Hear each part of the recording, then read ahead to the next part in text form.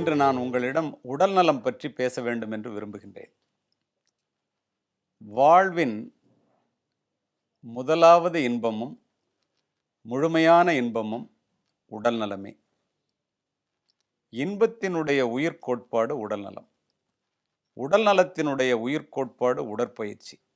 ஒரு மனிதன் தன்னுடைய மனதையும் தன்னுடைய உடலையும் சேர்த்தே பேணி பாதுகாக்க கடமைப்பட்டவன். உடலை பேணாமல் மனதை மட்டுமோ, மனதை பேணாமல் உடலை மட்டுமோ ஒருவன் வளர்த்தானேயானால் அது ஒரு நிறைவடையாத வெற்றியாகத்தான் அவனுடைய வாழ்க்கை முடியும். உடலெனும் கோவிலை வலுவான பயிற்சிகளினால் வளர்த்தெடுப்பதற்கு தினமும் 1 மணி நேரத்தையாவது தயவு செய்து ஒதுக்குங்கள். ஒரு வாரத்திற்கு 168 மணி நேரம். தினமும் 1 மணி நேரம் ஒதுக்கினீர்களே ஆனால் கூட ஒரு வாரத்திற்கு 7 மணி நேரம் மட்டுமே உடற்பயிற்சிக்காக நீங்கள் ஒதுக்குகின்ற நேரமாக இருக்கும். இதிலே உடற்பயிற்சியின் போது உடல் வலிக்கத்தான் செய்யும். ஒன்று தெரியுமா நண்பர்களே? Pain is the best teacher. எந்த ஒன்றையும் 21 நாட்கள் நீங்கள் தொடர்ந்து செய்வீர்களேயானால் அது உங்களுடைய வாழ்க்கையிலே ஒரு பழக்கமாக மாறிவிடும். பழகும் வரைக்கும் பாதை கடினம், பழகிவிட்டால் பயணம் சுலபம்.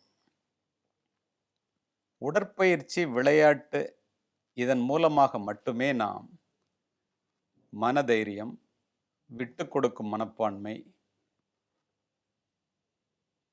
உடல் வலு, மனபலம், இப்படிப்பட்ட ஒழுக்கம் பலவற்றை நாம் பெற்றுக்கொள்ள முடியும். ஒவ்வொரு மனிதனுக்கும் உளவியல் கூற்றுப்படியே ஒரு பொழுதுபோக்கு அவசியம். உடற்பயிற்சி என்பது உபயோகமான பொழுதுபோக்கு என்பதை நாம் மறந்துவிடக்கூடாது. 1 மணி நேரம் டிவி பார்த்தா அதனால எதுவும் வரப்போறதில்ல. ஆனால் 1 மணி நேரம் உடற்பயிற்சி செஞ்சீங்கன்னா அது உங்கள் உடலிலேயே நிலைத்து இருக்கும் என்பது இதனுடைய பொருள். எல்லாருக்கும் இது தெரியும். ஆனால் எங்கே கோளாறு? எல்லாரும் ஏன் செய்யறதில்லை? It is not the awareness of health practices that is lacking, but only the implementation is lacking. We should bridge the gap between the knowledge and practice. Knowing something and doing something. எல்லாருக்கும் எல்லாம் தெரியும். Exercise பண்ணால் உடம்பு நல்லாயிருக்கும், கொஞ்சமாக சாப்பிட்டா உடம்பு நல்லாயிருக்கும் அப்படின்னு. ஆனால் நம்ம செய்கிறோமான்னா இல்லை. செய்யணுங்கிறது தான் முக்கியம். நம்முடைய முன்னோர்கள் இதை முழுமையாக உணர்ந்த காரணத்தினால்தான் விசையொரு பந்தினை போல் நான் வேண்டியபடி செல்லும் உடல் கேட்டேன் அப்படிம்பாம் பாரதி. எப்படி சொல்லியிருக்கான் பாருங்க. உள்ளம் திருக்கோயில், ஊனுடம்பு ஆலயம், திருமந்திரம். கோயில் மாதிரிடா உடம்பு. கோயிலில் போகும்போது எப்படி சுத்தமாக போவியோ அது மாதிரி இது உள்ளே போகிறதெல்லாம் சுத்தமானதாக போகணும். உடம்பால் அழியின் உயிரால் அழிவர், திடம்பட மெய்ஞானம் சேரவும் மாட்டார். உடம்பை வளர்க்கும் உபாயம் அறிந்தே உடம்பை வளர்த்தேன் உயிர் வளர்த்தேனேம்பரு திருமூலர். என்ன அர்த்தம்? உயிர் போயிடுச்சுன்னா உடம்பு அழகி போகும்னு எல்லாருக்கும் தெரியும். ஆனால் உடம்பு கெட்டு போச்சுன்னா உயிர் அதில் தங்காதுங்கிறத நம்ம தெரிஞ்சுக்கணும். உடம்பை வளர்ப்பதற்குரிய உபாயத்தை ஒருவன் உணர்ந்து கொண்டானே ஆனால் அது என்ன? உடற்பயிற்சி, கொஞ்சமாக சாப்பிட்றது. இதை தெரிஞ்சுக்கிட்டா அவங்க உயிரை வளர்க்கலாம். எல்லாரும் ரொம்ப நாளைக்கு உயிரோடு இருக்கணும்னு நினைக்கிறோம்ல, அப்போ அதை செய்யணும்ல. நம்ம செய்கிறோமான்னா இல்லை. அங்கே தான் தவறே.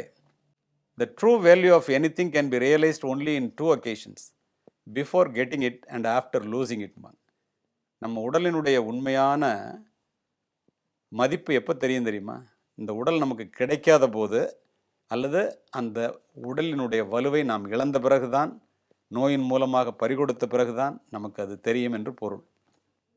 பிறக்கிறதுக்கு முன்னாடி குறையில்லாமல் பிறக்கணும். அரிது அரிது மானிடராய் பிறத்தல் அரிது, அதனின் அரிது கூன் குருடு செவிடின்றி பிறத்தல்ன்றான். அந்த கிடைச்சதை நம்ம எப்படி காப்பாற்றுறோம்? கிடைத்ததை ஈத்தோர் பிறவி மதித்திடுமின் அப்படின்னு சொல்லுவாங்க. இந்த கிடைச்ச பிறவியை நம்ம எப்படி மதிக்கிறோம், எப்படி மதிக்கணும் அப்படிங்கிறது தான் முக்கியம். Increasing the waste line is decreasing the life line என்று நான் கூறுவதுண்டு. வயிற்று சுற்று அதிகரிக்க அதிகரிக்க வாழ்க்கை சுற்று குறைந்துவிடும். இப்படி பேசிகிட்டு இருக்கும்போது காவல்துறை அதிகாரியாக இருக்கீங்களே, எனக்கு ஒரு உதவி செய்யுங்கன்னு ஒருத்தர் கேட்டார். ஒரு தடவை என்னன்னு கேட்டேன். ஒரு 200 கிலோ வெயிட்டோடு உட்காந்து வேகமாக சாப்பிட்டுட்டு இருக்காரு. அவர் கேட்குறாரு என்கிட்ட, சார் இந்த தொப்பையை குறைக்கணும்னா என்ன செய்யணும் அப்படின்னு கேட்டார். நான் சொன்னேன், தொப்பையை நீங்கள் குறைக்கணும்னா அதில் போடுற குப்பையை நீங்கள் குறைச்சிங்கனாலே ஆட்டோமேட்டிக்காக தொப்பை குறைஞ்சிரும் அப்படின்னு சொன்னேன். இந்த இடத்துல நான் இதை சொல்கிறதுக்கு காரணம், நம்ம எதுக்கோ லைஃப் போயிடுச்சும்போம். பணம் போய்விட்டாலோ, வீடு போய்விட்டாலோ, காதல் தோல்வி விட்டுறாலோ, கார் காணா போச்சுனாலோ, வாழ்க்கையை போயிடுச்சுன்னு எப்படி சின்ன சின்ன விஷயங்களுக்கெல்லாம் சொல்கிறோம். உண்மையில் வாழ்க்கை போகிறதில்ல. அதிலெல்லாம் வாழ்க்கை போயிடுச்சுன்னா இங்கே இந்த இடத்துல இருக்கு பாருங்க, ஓடிட்டுருக்கு இல்லையா இதயம், அது நின்று போனால்தான் வாழ்க்கை போனதாக அர்த்தம். அது எப்போ நிற்கும் தெரியுமா? நீங்கள் நின்னா அது நிற்கும். அது தொடர்ந்து ஓடணும்னா நீங்கள் தொடர்ந்து ஓடணும், அல்லது நடக்கவாவது செய்ய வேண்டும். நாம் இதயத்தை தொடர்ந்து ஓட வைத்தால்தான் நாம் வாழ்க்கையை தக்க வைத்துக் கொள்ளலாம். இதயம் தொடர்ந்து ஓடுவதற்கு நாம் தொடர்ந்து ஓட வேண்டும், அல்லது நடக்கவாவது செய்ய வேண்டும். தினமும் உடற்பயிற்சிக்காக, உடல் நலத்திற்காக சிறிது நேரத்தை ஒதுக்குவோம். அப்படி ஒதுக்குவதன் மூலமாகத்தான் exercise is the shortest route to கிரேவ்யார்டுன்னு நான் சொல்கிறது உண்டு. எல்லோரும் எக்ஸசைஸ் பண்ணால் ரொம்ப நாளைக்கு உயிரோடு இருக்கலாம், நீங்கள் ஷார்ட்டஸ்ட் ரூட்னு சொல்கிறீங்களே அப்படின்ட்டு. நான் அதற்கு சொல்கிற பதில், எக்ஸசைஸ் பண்ணால் டப்புன்னு இறந்துருவான். எக்ஸசைஸ் பண்ணலைன்னா பிபி சுகர்னு மருத்துவமனை வழியாகத்தான் சுடுகாட்டுக்கு செல்ல வேண்டும். அதனால் அது லாங்கஸ்ட் ரூட்டுமே. அப்படிலாம் நீங்கள் போக வேண்டாம், நம்ம யாரும் போகக்கூடாது. உண்மையாக நம்ம நேசிக்கிற நம்மளுடைய பிள்ளைகளையோ மனைவியையோ அல்லது உற்றார் உறவினரையோ நம்ம ஐசியூக்குள்ளே படுத்துக்கிட்டு அவங்க வெளியில் கண்ணீர் சிந்தாமல் இருக்கணும்னா, அந்த சூழ்நிலையை தவிர்க்க வேண்டுமென்றால் நம்முடைய உடலை நாம் பேணி பாதுகாக்க வேண்டும். அதுதான் நமக்கும் நல்லது, நம்முடன் இருப்பவர்களுக்கும் நல்லது. உடலை போன்ற மிக அருமையான சொத்து உலகத்தில் எதுவுமே கிடையாது. அதனை நாம் போற்றி பாதுகாக்க வேண்டும் என்பதற்காக இதனை கூறுகின்றேன். இதனை கூறுவதற்கு எனக்கு ஓரளவு தகுதி இருப்பதாகவே நான் நினைத்ததனால் இதனை கூறுகின்றேன். தொடர்ந்து நீங்கள் பின்பற்ற வேண்டும் என்று வேண்டுகின்றேன்.